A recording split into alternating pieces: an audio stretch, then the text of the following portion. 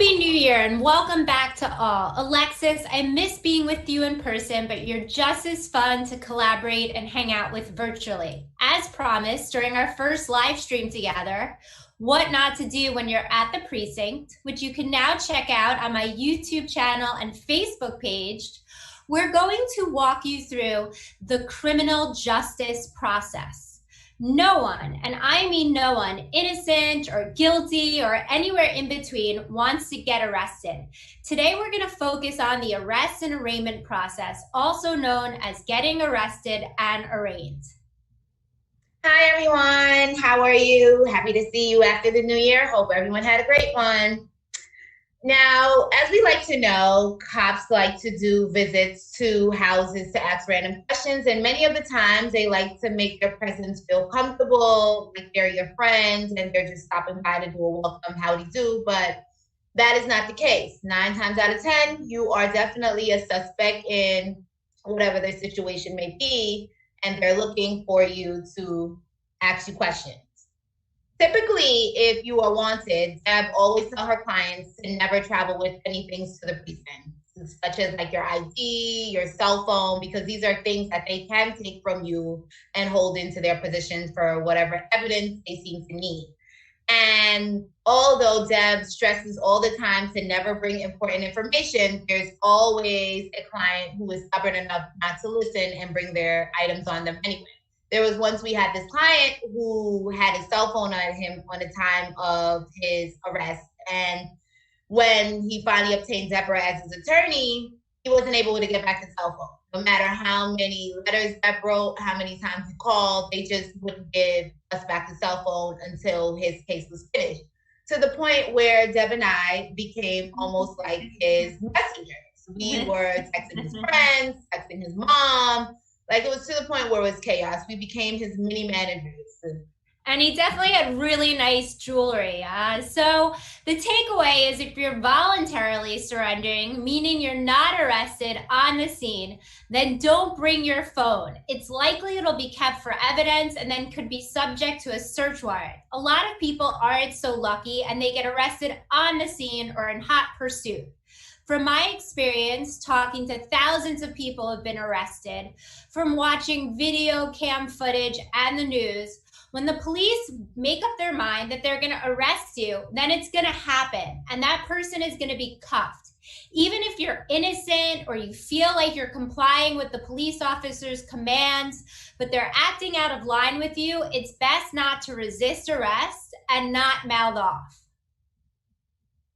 So although you've tried being arrested, but once you're at the precinct, we all know how that could end up. And Deborah always gives advice to her clients not to ask any questions, not to answer any questions, don't talk too much, don't say anything that will make you more of a suspect into the crime that they're looking on. She tells the officers not to ask any personal questions and not to interrogate you because that's the reason why she's there.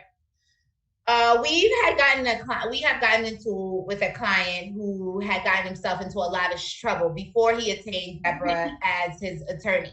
You're never supposed to willingly give DNA samples, especially if you don't know what the case is about and you don't know if you're being looked at as a suspect or whatever information they have on you. Needless to say, him thinking that he was in the clear, he offered to give his DNA.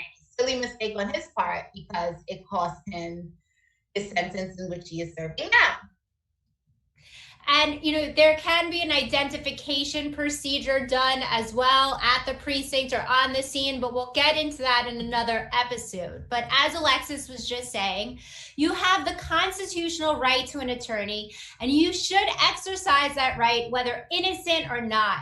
Alexis just talked about our client who gave the prosecution direct evidence by giving his DNA to the police, and then it was an uphill battle, fighting a sex crime charge in the Me Too era over something a couple of years ago that wouldn't have been charged as a felony, and it's now punishable because it's a felony with a lot of jail time.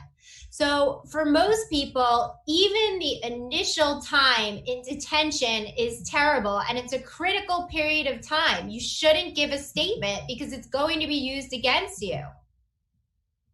The best advice is not to talk too much. Just be silent. That's one of the best advice. But Deb always asks her client how they have been treated during the whole arraignment process of being arrested, from being arrested to being taken to jail to being taken to court. And her favorite question always to ask is, did you receive a cup of coffee? I know she thinks it gives them some type of power and strength, but that's always her favorite question to ask. But you ask, I don't know if I would ask now because I haven't drank coffee for 2 months, but I do always ask them if they were given a cup of coffee.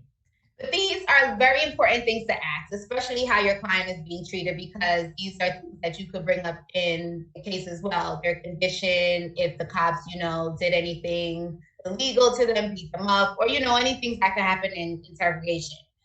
The best thing is to try to be patient. We know there's times you can get anxious, you want to just be done with the whole thing. There's times you can get frustrated, but the thing is to always remain patient, remain calm. Always be respectful until you have an attorney who can speak for you, but always remain calm. Yeah, it's a nightmare situation. You're brought in handcuffs from the precinct to the courthouse. You're likely going to remain in handcuffs, or you're going to be put in what we call the pens with a bunch of other people that you really would have no interest in being next to. Some of the people haven't showered in days. Some of them are homeless. So you're going to encounter a group of people that sometimes you'd otherwise not like to be in a room with, but maybe you'll have a great conversation with them. But once you're there, if you don't have an attorney, one will be given to you for arraignment processes. The purposes: the first time you go in front of the judge for arraignment, you're informed of what the charges are against you, and the judge makes the determination whether you'll be released and if there are any special conditions. You're absolutely entitled to representation from arraignment and onwards. If you can't afford an attorney, one will be assigned to you. And once you're at the courthouse, before you go to the judge, the attorney you hired or the public defender will speak with you. You should tell them all the relevant information, but don't expect them to necessarily be able to move mountains during your initial court appearance. Your attorney is going to ask you about your background, where you live, what you do. He or she isn't prying. They might need this information when they argue on your behalf to try to get you released. And something you should definitely tell your attorney is if you live or work at the same place as the alleged victim or have children with them, because that needs to be dealt with if an order of protection is being issued. Your attorney will address this during your arraignment and any other necessary protections. For example, if bail is going to be set and you need medical attention for health concerns or required medication, your attorney has to ask for that. Like Deb has touched on, your attorney will ask for prior criminal records. This is not to pry in your business, but it's just more so to help your attorney out to know what they're defending you against and what you're up against, so there's no surprises and everything is on the table. Getting your prior criminal record helps your attorney. As much as you may not know, it does help your attorney defend you in your case. In New York, there is someone who interviews you to get information about you to see if they'll support your release. As upset or as caught off guard as you might be, try to cooperate with your attorney and the person for the court system who will try to get help for you to get out of custody. This is not somebody you want to be nasty to, because obviously you want to get out of jail. Jail is not a nice place. I'm sure we all know that jail is not a nice place. We've heard stories from our clients about their living conditions and about it being too cold to where they get frostbites on their toes. There was this one client that I was able to visit with Deborah in Rikers, and he complained the conditions were so bad it made him deaf in his right ear. Not knowing how true that is, but there are pretty harsh conditions that they face in jail, and that's just not somewhere anyone wants to be. So try to cooperate as much as possible. And the good news is that New York State has had massive bail reform. So many crimes aren't even eligible for bail, meaning more often than not, you'll be released pending the outcome of your case. You might have to go in once it's over if you're doing time, but the judge and the prosecutor, your lawyer, they're going to go through the legal formalities at your arraignment. And if the prosecutor requests bail, your defense attorney will make all of the arguments they can to attempt to secure your release and limit the strict conditions that the court could order, such as forfeiture of your passport. when you're before the judge, I've seen the accused have a whole wide range of behavior. Some have had breakdowns, others try to talk way too much, which generally really doesn't help, and some have had no reaction at all. I've sat in so many court proceedings with Deb and watched how a lot of these clients act, from crying to breaking down to yelling at the judge to insulting the court officers to being kicked out of court. It was to the point where we had a client in Yonkers court, and obviously I'm shocked out of my mind. I have a grown man sobbing in my arms about not wanting to go to rehab, and he's causing more attraction to himself than anything. So now the cops are outside, the judges are, everyone wants to know what's going on. So it's very important that you remain calm. Remain calm at all times. There's no need to be frightened or act crazy. Just remember, if you have an attorney as great as Deb, that your case will be handled with care.